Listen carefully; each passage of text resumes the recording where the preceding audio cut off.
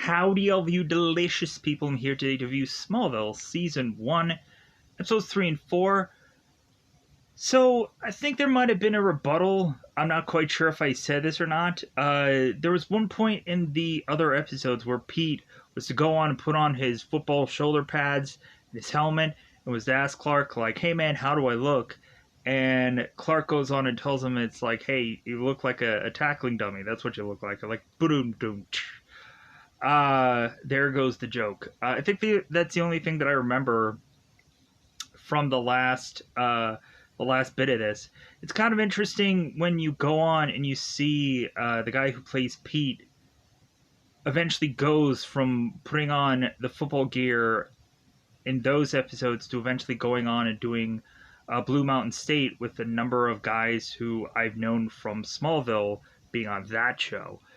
So go on and check Blue Mountain State eventually to just check that out.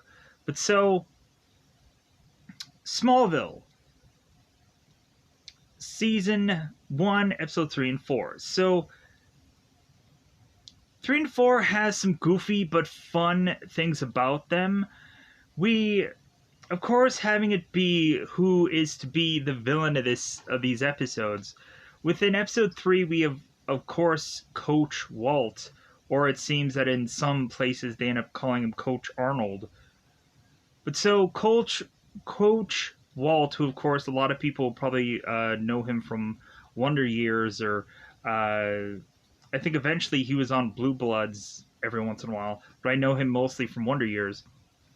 Coach Walt, of course, is to be the villain in this story, and it seems that there is to be some academic things going on with Coach Walt, and I guess this new Principal Quan, and so there is some interesting story there, but there is a lot of focus on Clark getting the itch to still want to play football. So there is some kind of continuity within these episodes, and something that I really think is really smart.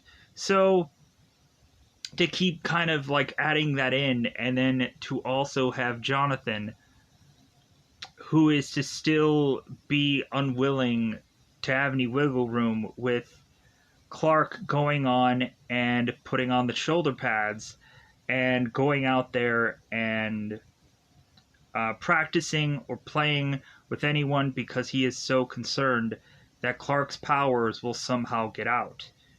Evidently, we honestly have to look now on also like Superman and Lois, where we have football being tied to that also throughout most of those seasons, where one way or the other it's either Jordan is to have some kind of power, or Clark is to go on and have to somehow protect Jordan, because of course Jordan is to be the new Clark on that show in a lot of ways. So no offense to this show, it's just like it feels like Superman and Lois kind of took some things from this show and went about it. So with Episode 3, we also have this thing called Episode 4.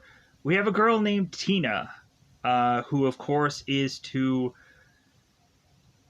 go on and shapeshift. She is to have the ability to appear as anybody.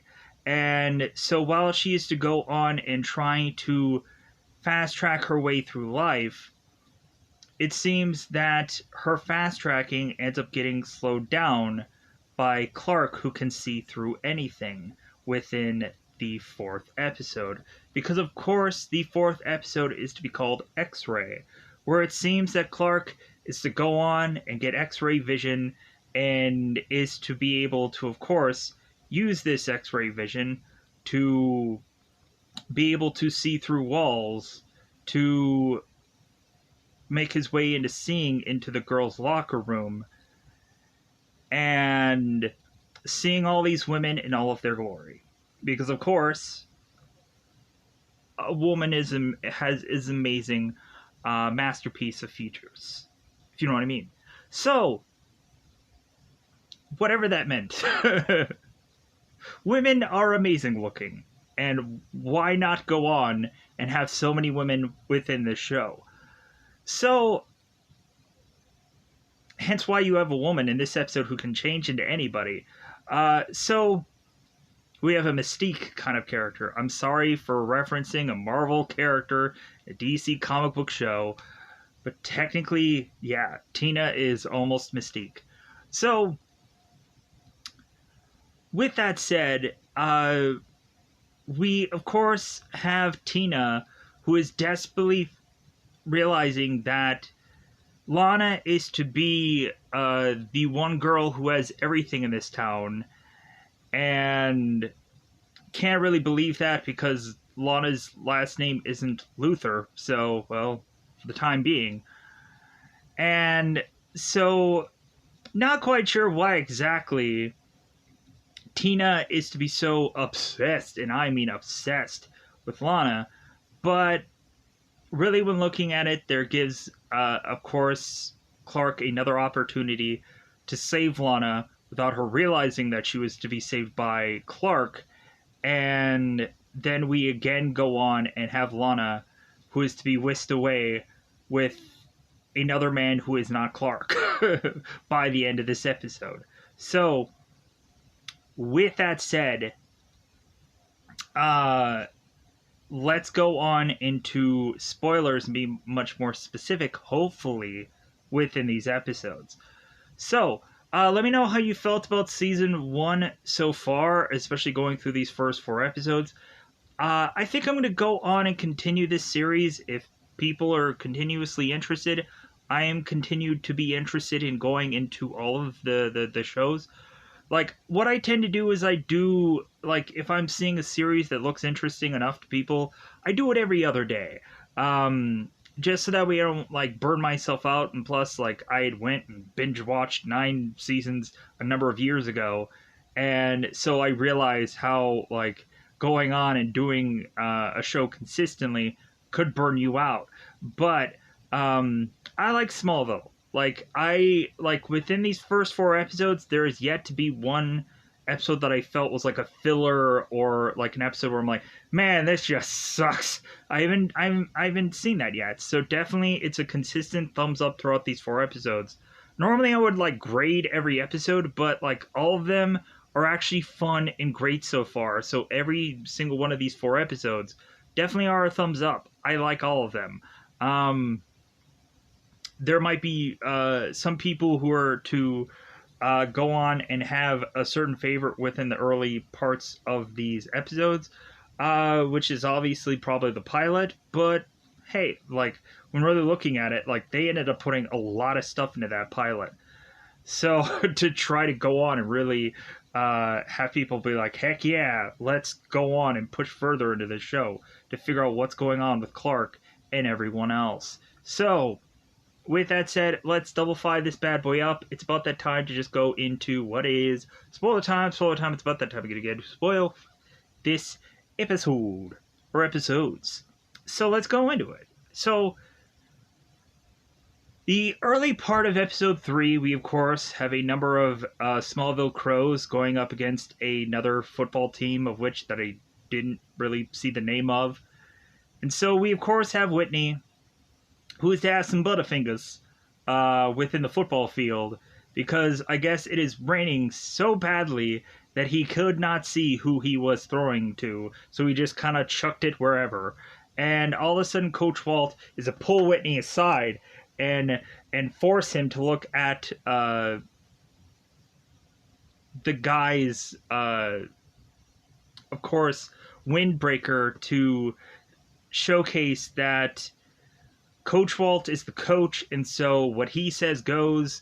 And so Coach Walt wants Whitney to roll out the exact same play and do what the coach wants. So eventually Whitney does go on and do the play correctly, like the coach wants it to happen. And so the Smallville Crows end up winning this game. So we then go on and have, of course, after this whole game is over, Whitney, of course, to have everybody put their hands in, because the next game they definitely want them to win, because it'll be Coach Walt's 200th win game, and also like they just want to win every game anyways because it'll get them to state. So the next thing we end up seeing is Coach Walt, who is to, of course, make his way into his sauna that I guess is to be specifically only for him, because it says Coach Walt this sauna. I'm like, one, why would a school have a sauna? That seems like a dangerous and expensive kind of thing to have. But I guess if it's only the coaches, but still, that seems like an unnecessary risk. But I guess that's just me. When looking at it, I guess you can think about it as well, what about the wrestlers? Sometimes the wrestlers need to go into saunas and try to shed some pounds, but still. So Coach Walt all of a sudden is in his sauna, and then we have Principal Kwan, who is to appear here and is to talk to Coach Walt about a number of students who are all to go on and had to have cheated on their math exams. And so we go on and we have Coach Walt, who's like, well, hey, how about we wait a couple of weeks till it's the off season, and then you can go after these kids. And Principal Kwan is saying, no, I'm going to go after these kids Monday. They're going to go and be off then. I don't care about what sport you're doing. I don't care. These kids are obviously cheating, and I will not allow that. I will not allow. So we go on and, of course, have Chloe, who is to go on and print the fact that these kids are cheating, and it seems that somehow the word was to quickly get out about this. So we go on, we have Clark, and we have Pete, who is watching on as the football team is to be joined together, and Chloe is to try to take a camcorder, a video of the team, and all of a sudden one of the football players is to throw this football at Chloe. Clark miraculously catches it because he's freaking skilled. And then Clark goes on and chucks the football right back at the guy, and he's like, pooh! All of a sudden, Coach Walt sees the power behind Clark's arm, and he's like, well, hey, Clark, you might not have the technique, but you got some power under that hand, and whatever. And so Coach Walt goes on and is to talk to Clark about joining the team, and that Coach Walt is to say that that Clark has great genes and he should follow in his father's footsteps. And Clark turns to Coach Walt and he's like, well, Coach Walt, I'm adopted, and so yeah, me and my father's genes aren't exactly the same. So Coach Walt is like, yeah, you got me there, but no, you need to go on and create your own path. You need to be your own man, Clark, because of course Clark is to say that his father wants him to not be on the football field, and that's final. But then Coach Walt hits him with the whole, well, you got to be your own man. And so Clark, hearing those words, is just like, yeah, touche, I got nothing. So Clark is again very much tempted to go back into wanting to enlist or enroll or sign up to be a football player. So Clark is to go on and again try and talk to Jonathan, because he of course had gone on to talk with Coach Walt. And so we have Jonathan that's immediately going and telling exactly word for word what Coach Walt had told Clark, and Clark's like, yeah, that's what he told me. And Jonathan's like, yeah, like, so what? Like no one's gonna go on and tell you like what to do. Like you can not go onto the football team.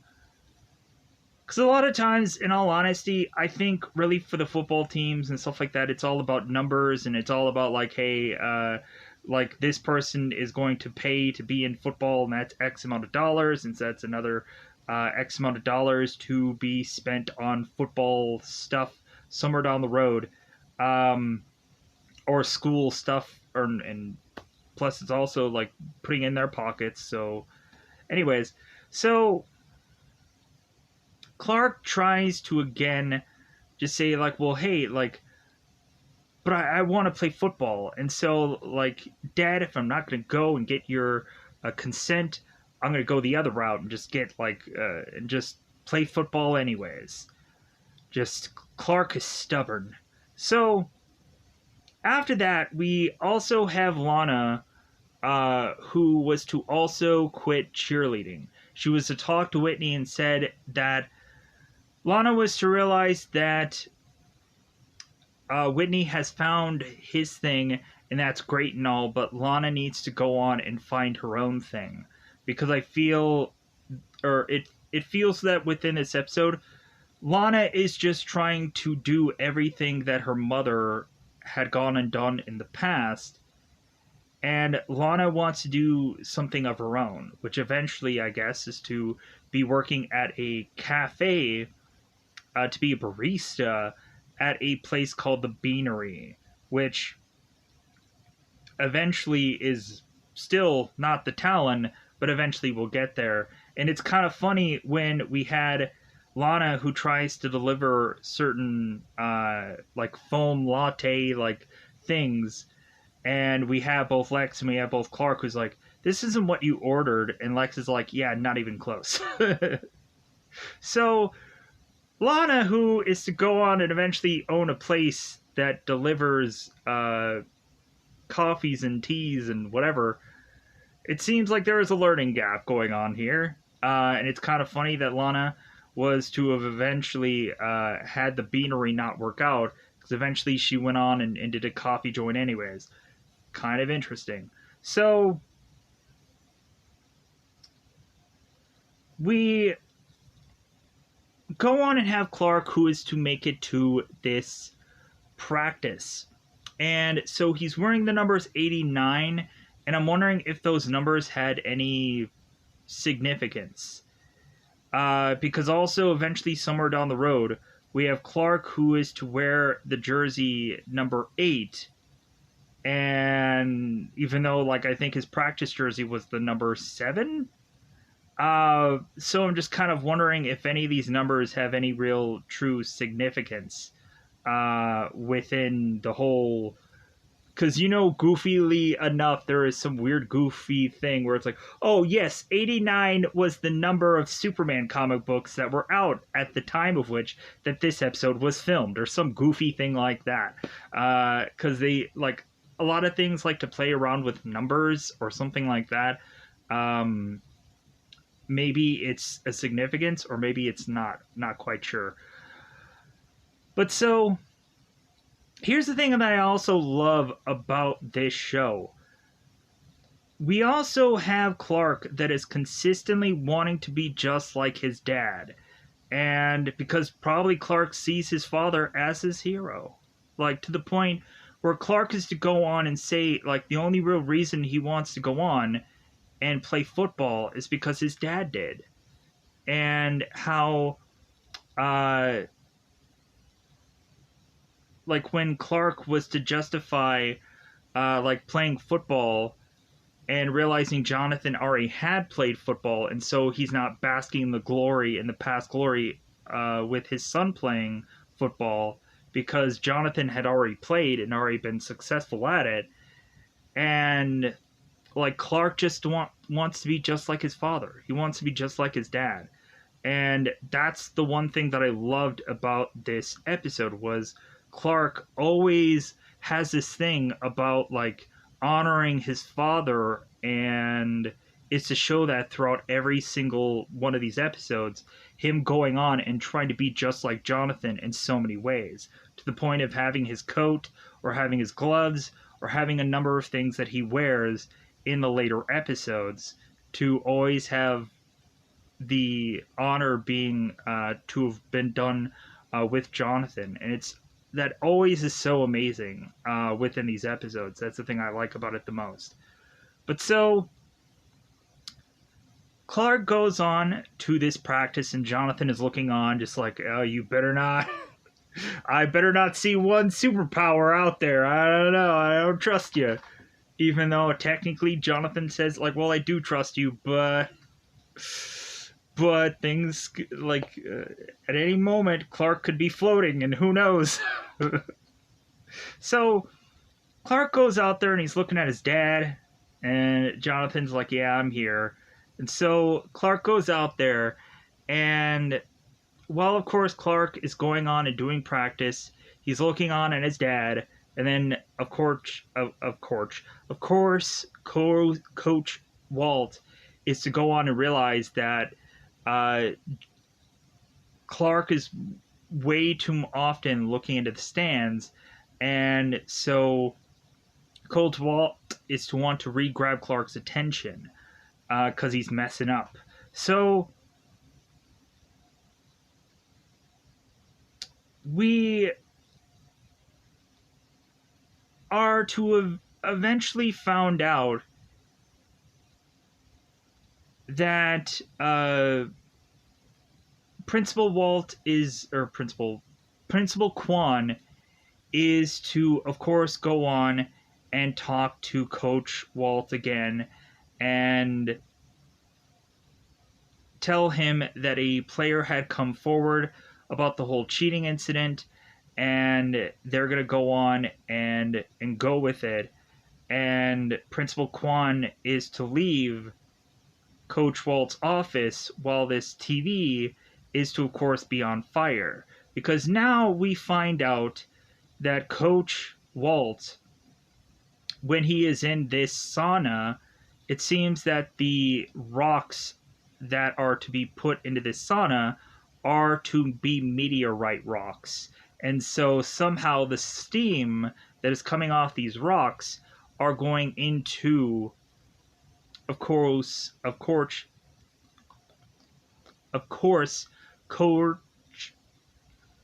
It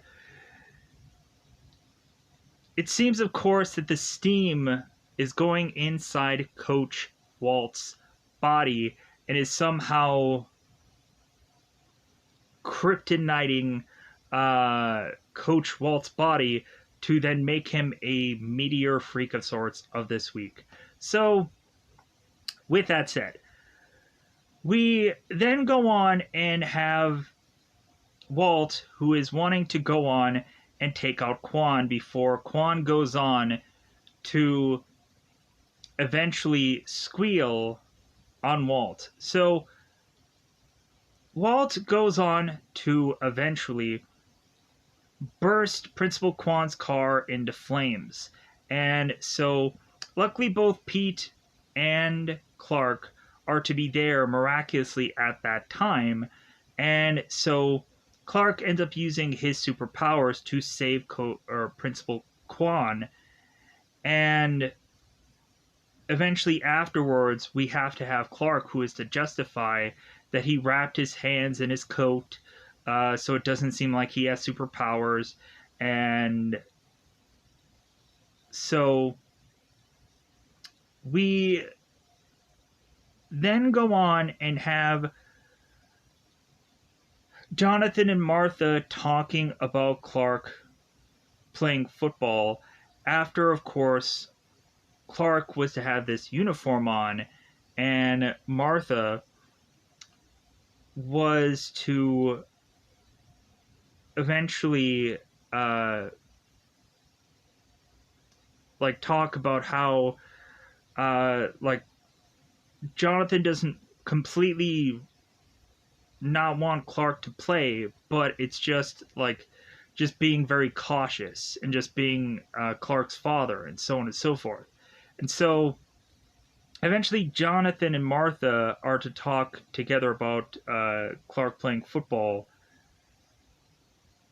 And so eventually, like, it makes both Clark and both Jonathan realize that, especially when Martha is talking to them, that they're not really getting out what they should get out when they're talking to one another.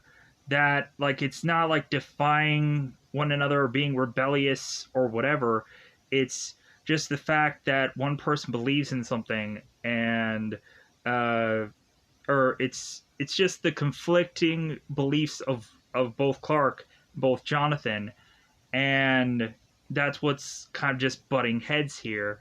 And really, by the end of this episode, we have both Clark and we have both Jonathan. And Clark is telling Jonathan that he's no longer going to be on the football team, because Clark does realize that Jonathan was technically right. Because, of course, within this practice also, when Clark didn't do well at first, but then he turned around in the next time that he was going on and getting another bout, he then goes on and is to easily just make his way through a number of people and makes his way all the way through the end zone and is to kind of show off a little bit.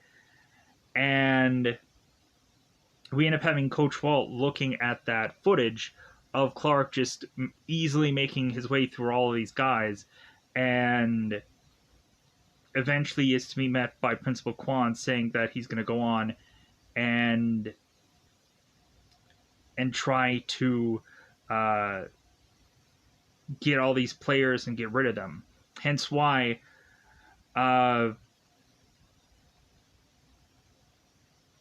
we, of course, have a player that comes forward about the whole cheating incident. So we go on afterwards and have Clark, Chloe, Pete all go on to find out that Lana is to be working at the beanery. And so we have a scene here that I think doesn't hold up very well. Because I think Chloe ends up telling Clark that he, of course, since him joining the football team, is like him joining a cult. And I'm like, wow, like this line does not hold up well, considering eventually the paths taken by certain characters within this show. Kind of the pot calling the kettle black, so to speak, in this whole thing here. But I don't want to mention all that. I don't want to mention that much. But man, did that joke just really not hold up very well. So we go on, and we of course have Clark, Chloe, and Pete, who are to realize that now Lana has a name badge, and she's going and working at this beanery, and it seems that Lana is to be struggling, and of course she is, because this is her first day. And so we of course have this person that is advising Lana that if she doesn't go on in a hurry, that this might affect her tips. And it's like, well, when really thinking about it, like, the woman that's behind the counter telling her what to do, like, she's not going to determine that. The person that is waiting the tables are. So I just thought that was kind of odd. So we push on here, and so we have Lex. Lex in this episode is to have a meeting with a number of these guys, and Lex is to go on and eventually hear that supposedly their plan within this fertilizing plant is to eventually let off some of their workers, like I think 20% of the workforce. And Lex is to go on and say, like, well, hey, you got to spend money to make money. And that's what I think I want to do, because Lex doesn't want to fire anybody. So eventually we have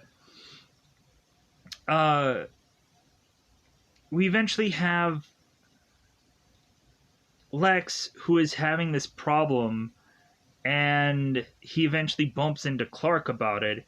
And when we start to see Clark and Lana, who are to start to be rebellious, Lex is to also look on at them and just be like, well, like, maybe I should start to be rebellious also. Maybe I should go on and come up with a strategy to fight against my father. Because we have, of course, Lex and Lionel, and man, does Lionel look in freaking amazing shape in that fencing gear. But not only does Lex do also, but still, just Lionel, just you could really tell when Michael Rosenbaum was to say that Lionel was to be in amazing shape for the show. Yeah, you could definitely tell in this episode. But overall, like, because he's wearing those like massive suits, how could you tell? But anyways, so we have, of course, Lex and Lionel who are having a disagreement about the whole fertilizing planet. Of course, Lionel having that meeting from previous. And so Lionel is to now want to go on and have a duel with his own son, a fencing duel, to determine whether or not to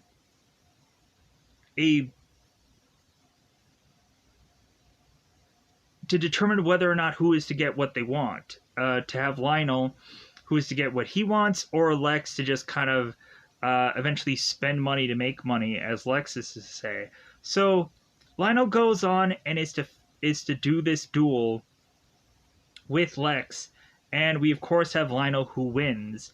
And so Lionel is to tell Lex to go and drop those 20%, but then eventually Lex is to go on and figure out some wiggle room around that to change the fertilizing plant so that way they won't have to go on and lose that 20%.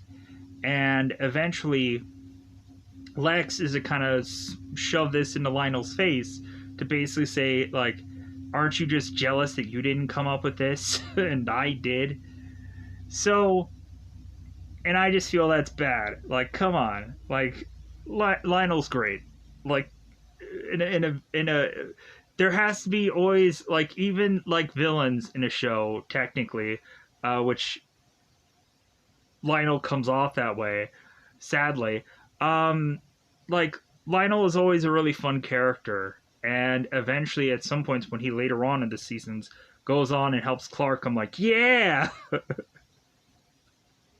Because I always kind of rooted for Lionel, as well as just like a number of other villains, to just eventually be successful. Because you can't always have like Clark who wins every time, all the time. And so it's just kind of fun to just kind of see like the chess moves that happens within every episode. It's fun that way. So going on. So we have Trevor that is to go on and sneak away to talk to Chloe. And Trevor is to try to give Chloe this exclusive about the whole test and everything like that. And so after the beanery, we had a number of guys that were at the beanery who were football players that all needed to go on to have a private meeting with Walt. And so we, of course, had Walt that was asking all the players who squealed, and come to find out Trevor is talking the most, so obviously he squealed.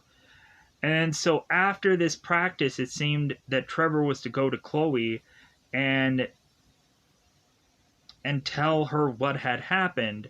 And so Walt was to figure this out and was to go after Chloe so that way she would not put out this story.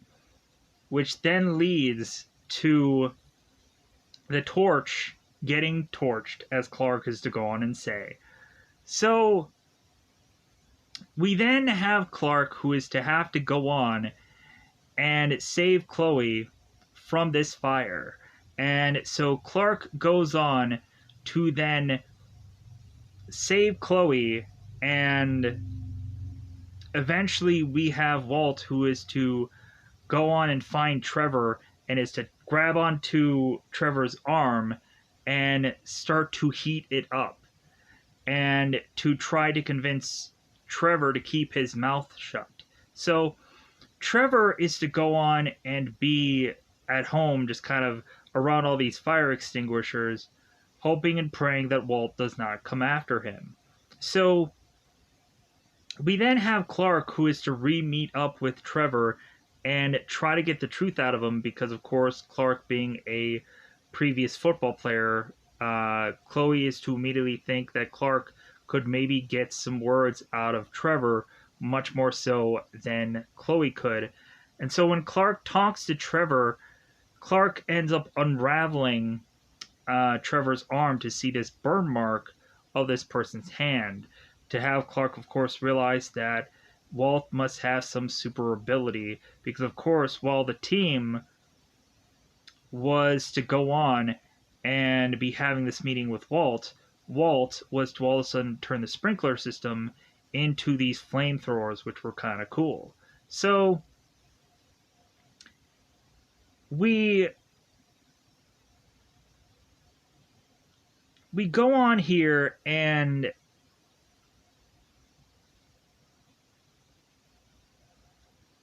have, of course,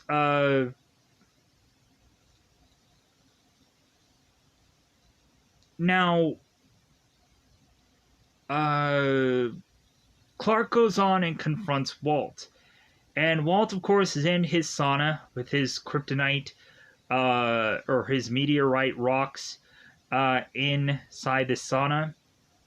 And so when Clark is to open up this sauna to talk to Walt, because of course this is when the big game is to happen, and when Clark was supposed to be suiting up, Clark then talks to Lana, and Lana is to mention that she's not going to watch Clark play because she, of course, gets all the crappy shifts, and so she's not going to be able to go on and go out to see Clark play. And also, Clark was to find out that Lana can't wear her kryptonite necklace because it's not dress code. And Clark also was to ask Lana, it's like, well, hey, like, I kind of thought that, like, if you're a cheerleader and I'm a player, like, we could talk more, we could be together more. And Lana's like, well, like, but I'll be here a lot. And so Clark is like, well, okay, like, all right, like, then I'll just consistently be here, whether I like coffee or not, and just consistently order things, which, who knows if Clark really has money for. Maybe he does chores and gets money, who knows. So he gets X a number of money a week to do the show. Anyways, so we have Clark, who confronts Walt in the sauna, and so all of a sudden it seems that Clark is to start getting weakened by the kryptonite within the sauna, And so Clark is telling Walt that he is no longer going to be on the team, and neither is Walt after what has happened between Trevor confessing and Clark realizing that Walt has been far too hard on these players. So when all of a sudden Clark starts to weaken because of the kryptonite, Walt takes advantage of that and pushes Clark into this room and locks it in. And Walt goes on to continue to play, or to go on and play coach, and eventually goes out to be with his team to try to win this game. So Jonathan, who is to go on with, I think it was Chloe, to see Clark on the field, and then Jonathan realizes that Clark is not on the field, so he's like, okay, where's Clark? So all of a sudden, Jonathan is to go on and check where Clark, of course, could be, and come to find out Clark is to be in the sauna, so Jonathan is to go in and realize that Clark is in there. And so Jonathan frees Clark, so Jonathan saves the day. And we, of course, have Clark who's mentioning about the rocks and mentioning that he's getting weak from them. So Jonathan tries to get him away from the rocks. So we have Walt who goes back into the locker room to tell all the coaches to just start running plays and he'll be back. So Walt then tries to go on again, try to stop Clark, and try and stop Jonathan here. So we go on and have Clark, who is to continue to grab Walt and just kind of chuck him around a lot. Walt doesn't use much of his powers here, but eventually we then go on and have Walt, who is to be chucked within the showers, and Walt ends up using too much of his power to where he kills himself off by having maybe the heat getting too hot even for him. So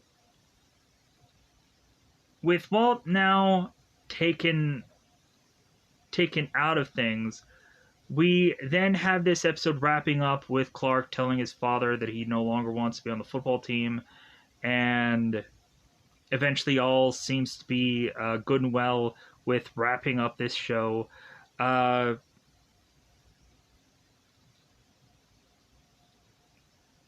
We also had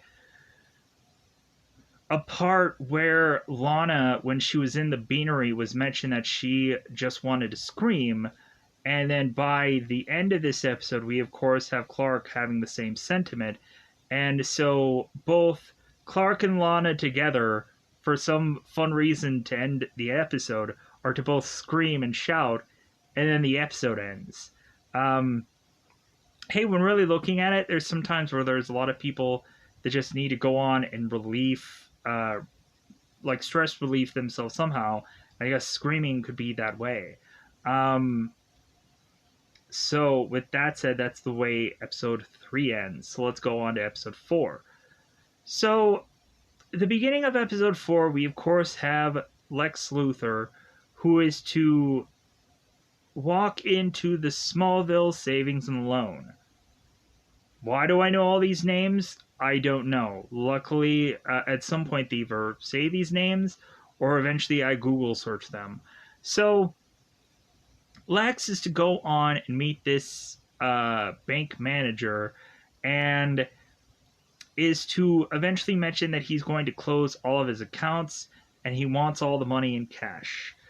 This bank manager is to be a little bit confused because Lex is to have a huge chunk of money. So we go on and we of course have this bank manager who is to have Lex do a signature upon this piece of paper, and come to find out the signature that Lex was to just do, and the records that they have with this with this other piece of paper, the signatures don't match up. So then we go on and have this bank manager who is to go on and ask Lex to provide a identification. To where, of course, Lex is to provide with an identification of a gun to the head and is to tell him, give me all your money. So we go on and we have supposedly Lex who is to go on and rob this bank and rush out. All of a sudden, we end up having Clark who is to go through this window and have this Lex go on and run off.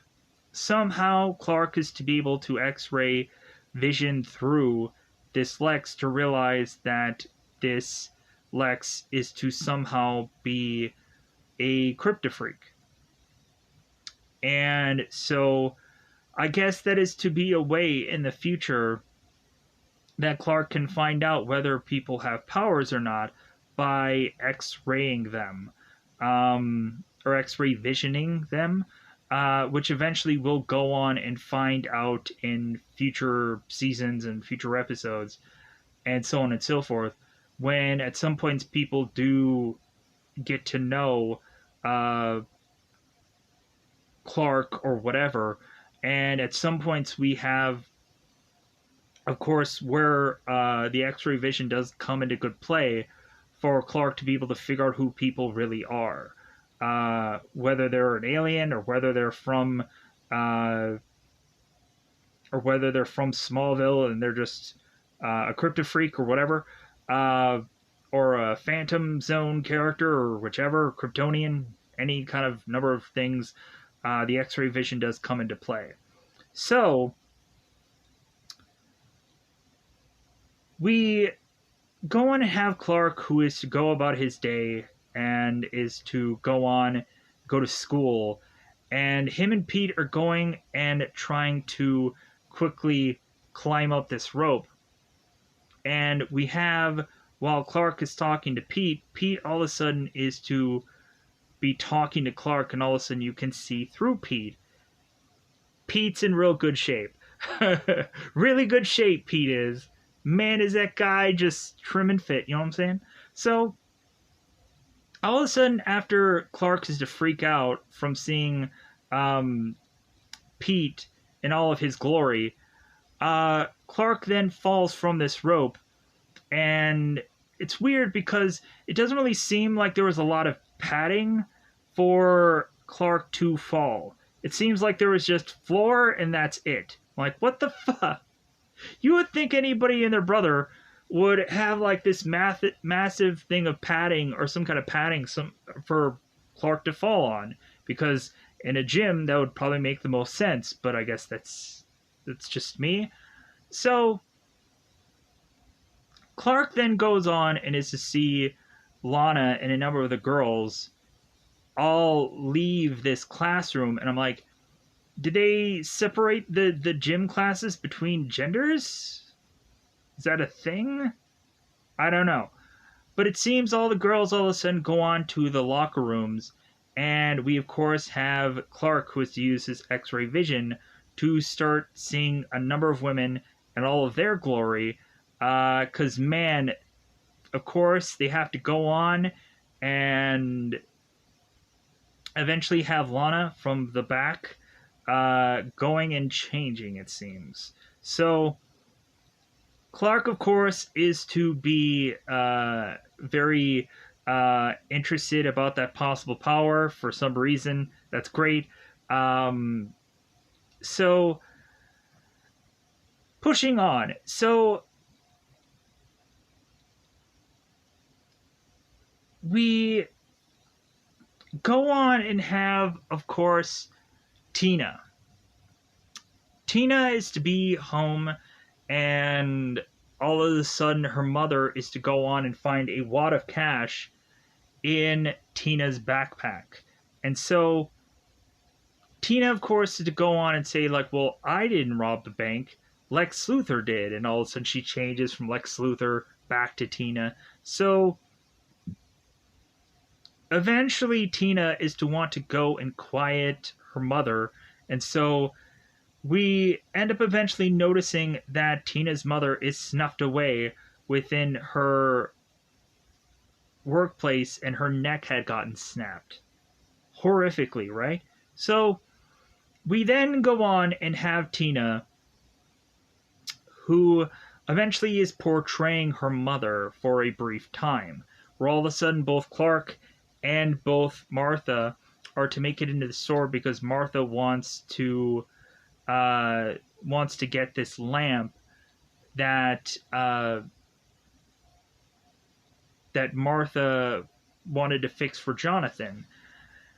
It seems that both of them are going on, and both Tina's mother and both Martha are mentioning that they're both airheads today for some reason. Because, of course, Tina's mother is to mention that she is trying to figure out where the lamp is and she can't find it. So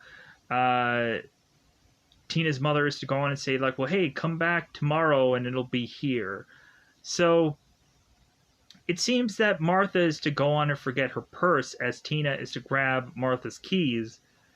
Because, of course, Martha was to go on and find a big wad of cash within this antique store and is to question Tina's mother about it. She's like, oh, yeah, like, I completely forgot about this. Yeah, this guy came in here and paid me with a huge chunk of money. So, anyways, after Martha is to leave this store, we then go on and have Tina, who is to change into Clark, and try to go on and run Martha over with this truck. Martha, of course, is spring into action and jump out of the way, and then is all of a sudden realize that Clark is somewhere within the road, running to help his mother, and Martha goes on and hugs Clark.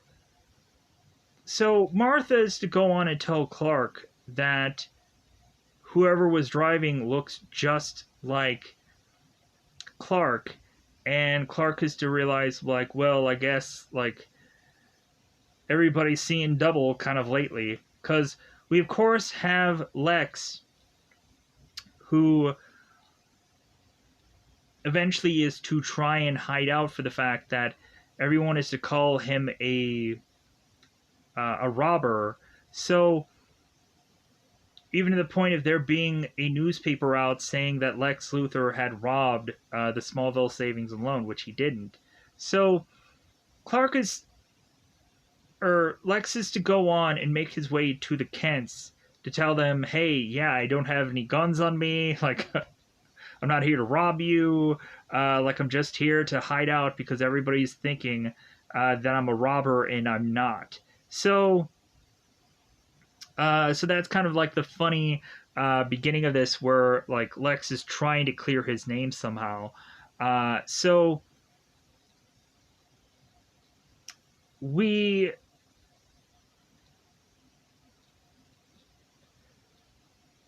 also go on in this episode, and we have Clark that is telling his parents about his X-ray vision, how it seems that he's starting to get these headaches, but then eventually he'll go on to have these moments of X-ray vision. And so Jonathan is like, well, like, maybe this is just like a muscle that you have with any other part of your body. Maybe, like, you'll be able to eventually figure out how to use this better. And so Jonathan is to go and put something in his hand and ask Clark, hey, like, what's in my hand? And Clark immediately knows what it is. And so Jonathan's like, wow, like, your X-ray vision is coming in really well. And Clark's like, no, like, I always know that you always have that in your pocket, so it's just deductive reasoning. And so Jonathan's like, oh, well, you smart ass. You son of a... Well, of course, because when really looking at it, like Clark, if he can't use his power, he could just, like, well, like, my dad only has a number of certain things within his pocket. So luckily I guessed right on this day. So So yeah, so that's the funny Clark joke, I guess, that we always have to have in certain episodes. So, uh, but going back into Lex, so Lex is to go on and eventually have this reporter who is hounding him, who is to be a reporter by the name of Roger. And so Roger is to go on and try to blackmail Lex, with, of course, mentioning to Lex about his wild youth, and is to mention that there were some records that had gone on and been sealed by Lionel. And the reporter, of course, to go on to say, like, well, they weren't sealed by me. Like, I could have easily unsealed them and find out about your past. And so we have this reporter that is trying to blackmail Lex. And so Lex is like, well, okay, I'll get your money for you. And come to find out later, instead, Lex is to find out all the dirt on Roger and find out all the things that could incriminate Roger, to the point of Roger giving up on trying to blackmail Lex, and instead Lex is to go on and pull Roger into this room where this Porsche was that had gotten damaged within the pilot episode, to have Roger try to investigate and try to understand why neither Clark nor Lex was to have been killed that day on that bridge.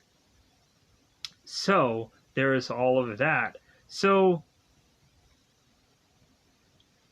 we also, after it seems that Lana is to consistently be with Tina in this episode, to the point of Tina going on and wearing the same exact clothes as Lana, to where it seems that she is to be the Barbie replica of Lana, so to speak, like wearing the same clothes and everything like that. So even to the point where Tina is to even have the same necklace as Lana. So come to find out, Lana was to find some diary of her mother's, and she ends up getting very upset with Nels because it feels that so many of the things that Lana did because of her mother was actually something that Lana's mother never really wanted to do. And so now that Lana found that out, she's upset with Nels.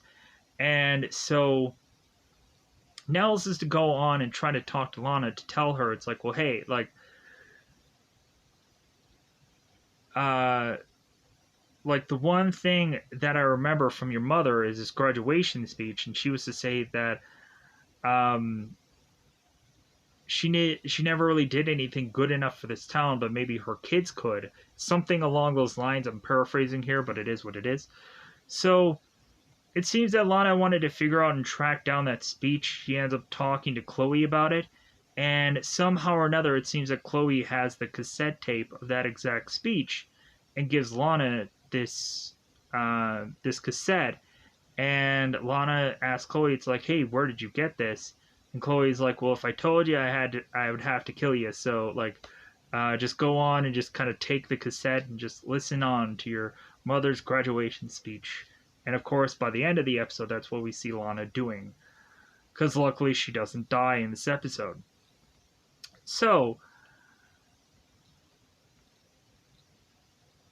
we we have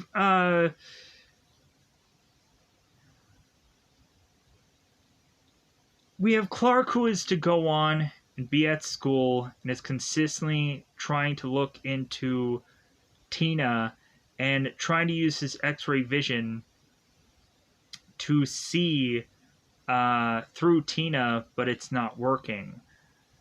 And so we had Clark, who was to use his X-ray vision to see Tina before, and that's the reason why they both Martha and both Clark go into the antique stores, because they had seen Tina there. Well, Clark did.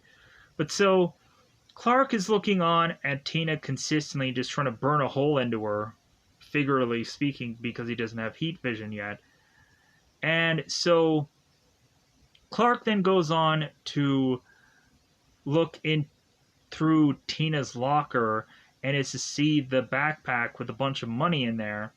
And so Tina, who is to be very concerned about Clark, is to then holler at Clark, because Clark is obviously either looking at Tina for too long or looking at this locker, and Tina is to start to get upset.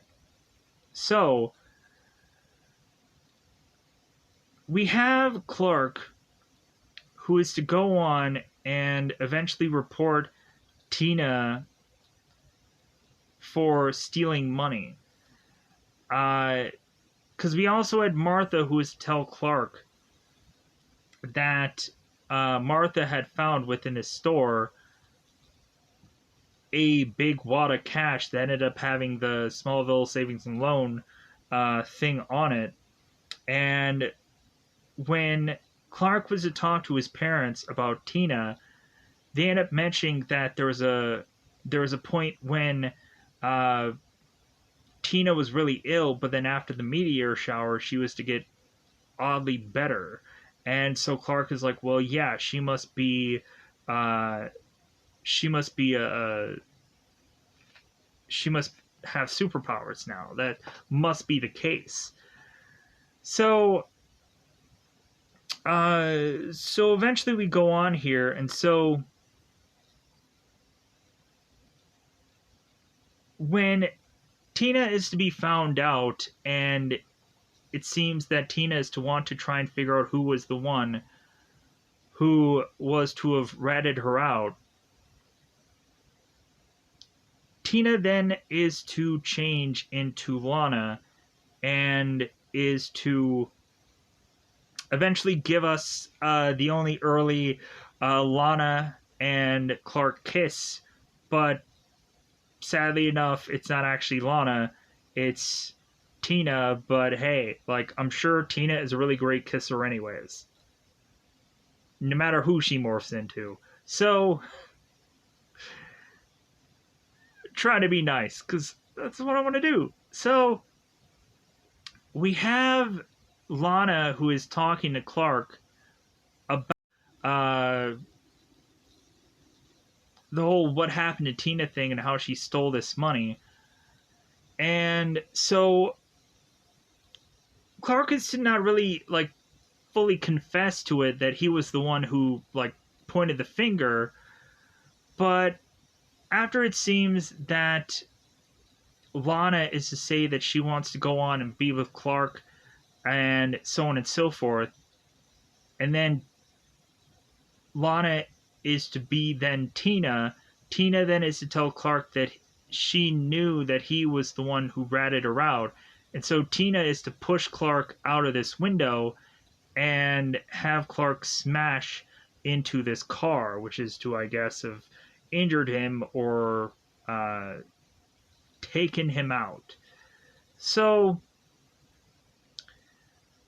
we had Tina that was to also have a conversation with Lana, possibly about Tina's mother maybe moving out of state, and that Tina may need a place to live, and Tina can go on and pay Lana and Nels for Tina living there because money is no object.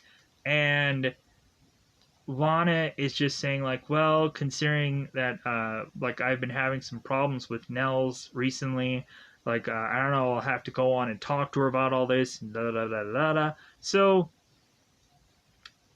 Tina is to tell Lana, it's like, well, but Nels loves me. It's like Lana's like, well, yeah, but that like that's yeah, that's probably true and all, but still, like, I would have to go in and talk to her about it. I can't just say yes right away. So we let's see what I have left to say here. So, um,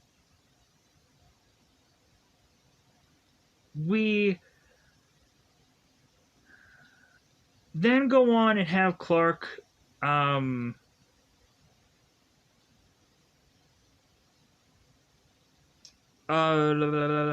we have eventually Tina, who then goes and spots Whitney, as Tina is to now be Lana.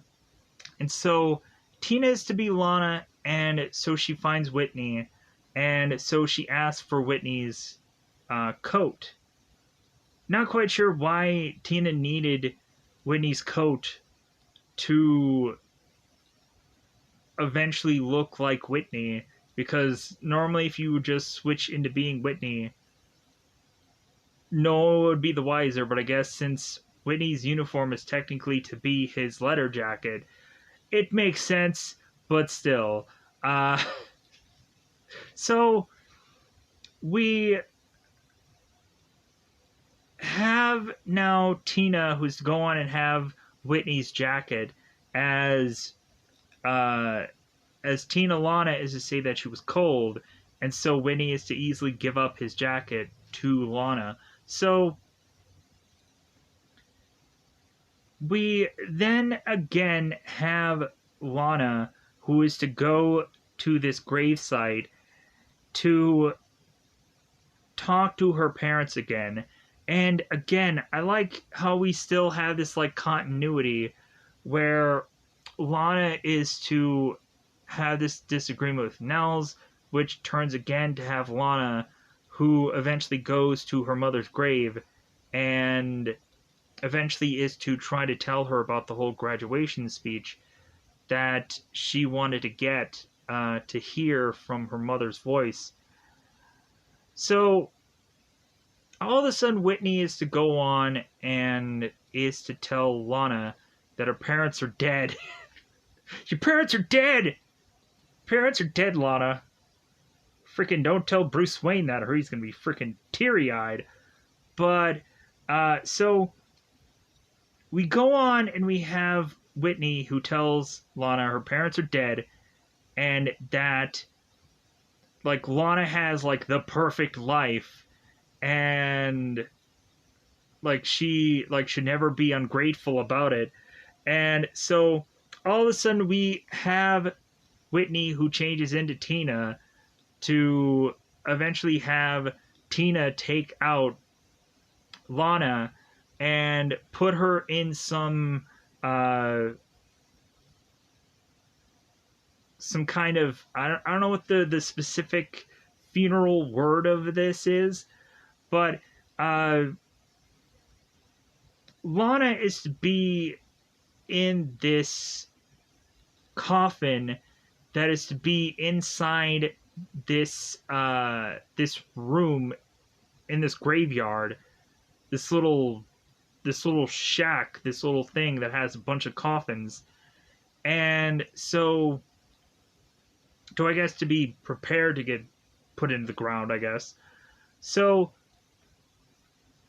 Lana is in the Jacobsons little place where she's kind of banging on this coffin, and I guess at some point she's going to run out of air, hence why eventually when Clark meets up with Lana, she is passed out, which doesn't really make sense for me to have Lana quickly passing out from running out of air, because when really thinking about it, looking at the Ryan Reynolds movie Buried, where like Ryan Reynolds is like buried deep underground and he has seemingly a significant amount of air for hours, how we could possibly go on and have Lana, who is to run out of air,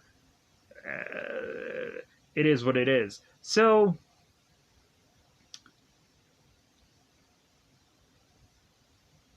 we have, of course, Clark that is to make his way to the graveyard, and so Clark, of course, is looking for Lana and ends up bumping into Whitney. So Clark ends up asking Whitney if he has seen Lana recently, because, of course, Clark knows good and well that Tina wants to go and basically have Lana's life because uh, Tina is a uber Lana fan. So, what better way to think of where, at the end of all this, that Tina is going to strike next by taking over Lana's life? So, we go on and have Clark who bumps into Whitney, and so we end up having Whitney also with the kryptonite necklace briefly on him, and then he ends up putting it into his coat, but then Whitney ends up taking off his coat, and so Clark is to be strong again. So it's like, man, they play a little bit with the kryptonite. They try to figure out how they can write that into the story, but then they kind of quickly throw it off to the side for Clark to just be like, okay, let's go at this. Like, I want to have it, like, let's even this up, because you can't just go on and have everybody just forget that kryptonite doesn't exist, and like Clark can just easily just take everybody out and wipe everybody out and be done with every single villain in every episode. So they have to play around with kryptonite. Eventually they go on in like the 8th season and play around with like blue kryptonite and stuff like that. And in the later seasons, like, we get to play around with like red kryptonite, blue kryptonite, gold kryptonite for some goofy reason that eventually what a weird thing that they have to introduce. But then they also have like black and white kryptonite. They never have pink kryptonite, and they never use brown kryptonite either. There's never brown kryptonite. I want to know what brown kryptonite does. That's what I want to know. Because they always make that joke. Because it always is to be the joke that I always want to say. Oh my god, an hour and 11 minutes. I need to get the heck out of here. So we go on and we have Clark, who, of course, is to go on and both Whitney and Clark are bashing their way through a number of gravestones. I wonder who's flipping the bill to take care of all of those once they damage through all of them. It doesn't matter because they're all props. And so that'll be a weird thing to go into other episodes where Clark is going on and be like, yeah, I beat up Whitney over there. Yeah, that's where we had that fight. Lana, hey, yeah, like, you go on and you just continue to talk to your parents, but I'm going to be rethinking about the whole fight that I have with Whitney over there in the graveyard. So, Clark goes on and knocks out Tiffany, and then is to be only giving a rip about Lana and trying to figure out where she is. So, Clark, of course, is to be able to use his X-ray vision to see where Lana is and see that she's banging on this coffin. So Clark ends up ripping this gate where this thing is to have Lana in. And so Lana is to rip off this coffin and is to save Lana. And so by the end of this, we go on and have all the ambulances and police and whatever called. And so by the end of this, we, of course, have Clark, who is seeing, of course, Lana into the arms of another man, which is Whitney, again. And, like, we're just going to consistently keep seeing this until eventually it's the will they, won't they scenario. And then it'll take them a number of seasons before they finally cement, like, hey, we should put these two together. And things will not end well. So letting everybody know now that the whole, like, Clark and Lana thing is a thing that is to never really go on and happen. Get your hopes up if you want to, but it just never happens. More than likely, you'll just have to wait till, what is it, like season 6, 7, somewhere in there, till eventually we get Lois, who, of course, from what I saw from one of her videos, I guess, the girl that was to play Lois in this show, she actually was doing casting for the show. She would, like, cast a number of people for Smallville. Isn't that kind of interesting? So, Erica, is that the real actress's name? It's been it's a lot to remember. So so going on. So we I'm trying to think here if there's anything left. So Clark has to talk to Martha, and Clark has to ask Martha after Martha's mentioned, like, you really like Lana, don't you? Clark is like, well, yeah. But Clark asks Martha, it's like, well, hey, like, for a person who can see everything, like, what would you ask them to do? And Martha ends up saying to Clark, it's like, learn to shut your eyes. Because eventually you're not going to want to see it all.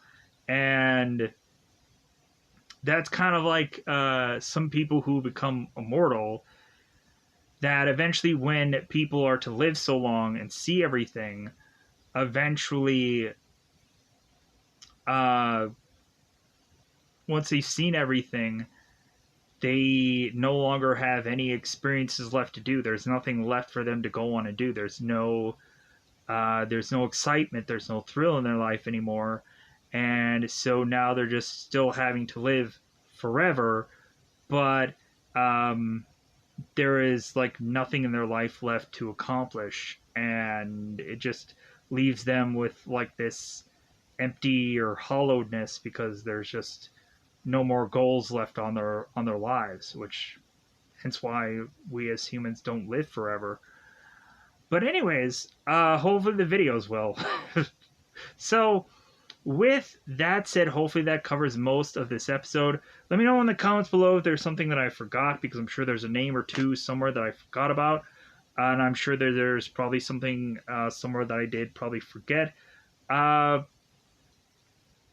really, I think it's kind of interesting to see certain villains that are actually killed off. And then there's some other villains that would maybe be a thing that they could easily have them return someday in some other episode, which could be fun to have them have their own conclusions at some point. But anyways, I think I'm going to go on and get out of here so I can try to make this video as short as possible instead of making them very lengthy like I've been doing. I apologize, but hey, I got a number of things to talk about. So with that said, goodbye, everybody. Goodbye, everybody.